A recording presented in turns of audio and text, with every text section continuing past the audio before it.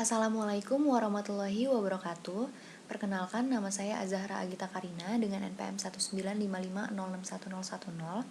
Di sini saya akan menjelaskan mengenai analisis manajemen risiko teknologi informasi menggunakan ISO 31000 pada aplikasi AHO Office untuk memenuhi tugas keamanan sistem informasi. Dalam penelitian ini terdapat beberapa landasan teori, diantaranya yaitu risiko. Menurut Idrus, risiko merupakan bahaya atau suatu ancaman atau kemungkinan dari suatu tindakan yang akan memicu dampak yang bertolak belakang dengan tujuan yang akan dicapai. Kemudian yang kedua ada manajemen risiko. Menurut Harimurti, manajemen risiko adalah aktivitas manajemen yang dilakukan berdasarkan tingkatan pada tingkat pimpinan pelaksana. Kegiatan penemuan serta analisis sistematis terhadap kerugian yang mungkin dihadapi oleh suatu perusahaan atau organisasi. Dampak dari suatu risiko dan metode yang paling tepat untuk mengatasi kerugian tersebut dihubungkan terhadap tingkat keuntungan perusahaan atau organisasi. Kemudian ada proses manajemen risiko. Menurut ISO 31000, proses manajemen risiko adalah aktivitas kritikal dalam manajemen risiko karena merupakan penerapan prinsip dan juga kerangka kerja yang sudah ada. Nah, dalam proses manajemen risiko ini ada 3 proses besar. Yang pertama, menentukan konteks atau establishing the context. Yang kedua ada penilaian risiko atau risk assessment. Yang ketiga, pengelolaan risiko atau risk treatment. Kemudian ada framework ISO 31000. ISO 31000 merupakan standar yang berkaitan dengan manajemen risiko yang dikodifikasi oleh International Organization for Standardization atau ISO yang memiliki tujuan yaitu untuk memberikan prinsip-prinsip dan juga pedoman untuk manajemen risiko yang diakui secara universal. Kemudian kita masuk ke metodologi penelitian. Di sebelah kanan ini sudah ada flowchartnya. Yaitu yang pertama adalah review jurnal, kemudian latar belakang penelitian, kemudian ada tinjauan pustaka, kemudian ke metode penelitian. Nah, pada penelitian ini menggunakan metode kualitatif. Kemudian menentukan subjek, setelah kedua itu telah dilakukan, melakukan wawancara. Kemudian setelah melakukan wawancara, mengolah data, kemudian didapatkan kesimpulan. Nah, di sebelah kiri ada penjelasannya. Nah, pada penelitian ini menggunakan metode kualitatif, di mana metode kualitatif ini merupakan metode yang bentuknya memahami kejadian-kejadian yang dialami subjek penelitian, misalnya tingkah laku, persepsi, dan juga tindakan. Dapat disimpulkan, metode kualitatif ini berakar dari latar alamiah sebagai keutuhan yang menjadikan manusia itu sebagai alat penelitiannya. Kalau misalkan manusia sebagai alat penelitian, tentu saja berupa wawancara atau interview. Nah, ini sudah dijelaskan juga, keduanya berasal dari wawancara baik melalui rekaman audio tapes, video recorder, kuesioner, sumber data tertulis, berupa data statistik, dan juga bisa berupa foto. Kemudian ada risk assessment atau penilaian risiko. Proses awal yang dilakukan oleh peneliti untuk melakukan analisis risk management itu adalah risk assessment atau penilaian risiko. Nah, pada proses penilaian risiko ini ada 3 tahapan, yaitu identifikasi risiko, analisis risiko, dan juga evaluasi risiko. Untuk dapat ke tahap selanjutnya, 3 tahapan ini yang ada di risk assessment ini harus sudah dilaksanakan. Dan kita masuk ke identifikasi risiko. Yang pertama ada identifikasi aset AHO Office. Nah, tahap identifikasi risiko aset-aset dapat berupa data, bisa juga berupa hardware dan juga software. Nah, proses ini dilakukan dengan cara wawancara yang tadi udah saya jelaskan juga, dan juga observasi kepada karyawan divisi IT, bagian website programmer analyst, dan juga IT, bagian quality assurance analyst.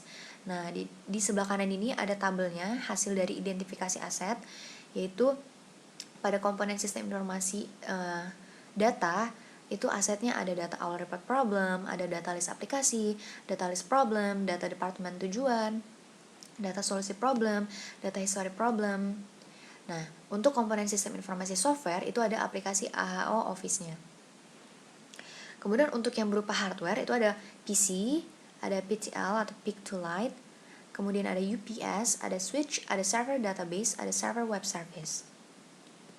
Kemudian ada identifikasi risiko AHO Office. Nah, penyebab risiko ini dapat muncul dari beberapa faktor. Faktornya ada dari lingkungan, lingkungan atau alam, kemudian ada manusia, ada sistem, dan juga ada dari infrastrukturnya. Nah, proses dilakukan ini juga masih sama dengan dengan melalui wawancara dan juga observasi kepada karyawan divisi IT. Di sebelah kanan ada tabelnya lagi. Dari faktor manusia itu ada penyalahgunaan hak akses, kemudian tampilan aplikasinya kurang user friendly, ada dokumentasi penggunaan aplikasi yang kurang lengkap, penyelesaian program yang tidak sesuai jadwal, kurangnya SDM, pencurian perangkat atau data, kurangnya komunikasi antar divisi, informasi diakses oleh pihak yang tidak bertanggung jawab, kesalahan saat membuat fungsi pada program, dan juga kelalaian pada program. Kemudian dari lingkungan alam ada gempa bumi, dari faktor lingkungan atau alam ada gempa bumi, kebakaran, banjir. Kemudian untuk dari faktor sistem dan infrastructure itu ada server down, web service mati secara tiba-tiba, data korup, backup failure, kerusakan hardware, dan juga tidak ada maintenance hardware secara berkala. Kemudian yang selanjutnya ada identifikasi dampak resiko. Nah, pada tahap ini peneliti akan mengidentifikasi dampak apa sih yang akan terjadi pada aplikasi AHO Office ini apabila resiko yang sebelumnya kita identifikasi itu terjadi, dan apa yang akan berdampak pada kinerja perusahaannya. Di sebelah kiri sudah ada tabelnya. Mungkin teman-teman bisa baca masing-masing ya, karena ada lumayan banyak nih, ada 19 poin. Kemudian setelah melewati identifikasi resiko, ada identifikasi dampak resiko, kemudian kita akan menganalisis resiko yang sudah kita identifikasi tadi. Nah, proses analisis resiko ini merupakan proses mengukur resiko dengan cara melihat dua aspek, yaitu kemungkinan seberapa besar kerusakan ini terjadi atau impact-nya, dan seberapa sering resiko tersebut terjadi atau likelihood. Nah, hasil dari proses analisis resiko dapat kita gunakan sebagai saran dalam proses evaluasi resiko dan dalam proses mengelola resiko yang ada. Di sebelah kanan ini sudah ada tabelnya juga dari likelihood, kemudian ada impact-nya juga. Kemudian ada penilaian resiko. Nah, setelah tadi sudah dianalisis, kita dapat menilai nih resikonya. Misalkan dari penyalahgunaan hak akses, impact-nya itu nilainya 2. Kemudian dari likelihood-nya nilainya juga 2. Kita balik lagi, impact itu dia kemungkinan seberapa besar kerusakan yang akan terjadi. Kemudian likelihood itu seberapa sering. Jadi untuk penyalahgunaan akses ini impact-nya atau seberapa besar kemungkinannya itu 2, kemudian seberapa seringnya juga 2. Kemudian ada tampilan aplikasi kurang user friendly. Kemungkinan seberapa besar kerusakan itu terjadi nilainya 1, tapi seringnya itu bisa bernilai 3, dan dijelaskan juga oleh tabel ini di 19 poin secara keseluruhan. Kemudian setelah kita melakukan penilaian terhadap risiko tersebut, kita akan mengevaluasi. Nah, resiko-resiko yang ada di sekitar AHO Office ini sudah dimasukkan ke dalam tabel matriks nih yang ada di sebelah kanan, yang didasarkan seberapa besar kerusakan terjadi, impact dan likelihood tadi. Kemudian akan diklasifikasikan berdasarkan risk level. Ada yang extreme risk, high risk, moderate risk, dan juga low risk. Untuk ke-13 poin ini ada di tabel sebelah kanan, bisa dibaca terlebih dahulu juga, bisa dibaca masing-masing. Kemudian ada risk treatment. Untuk risk treatment ini, pada proses ini peneliti itu akan memberikan usulan-usulan mengenai pengelolaan resiko terkait resiko yang sudah diidentifikasi di sebelumnya di tabel-tabel yang sudah dilampirkan ya.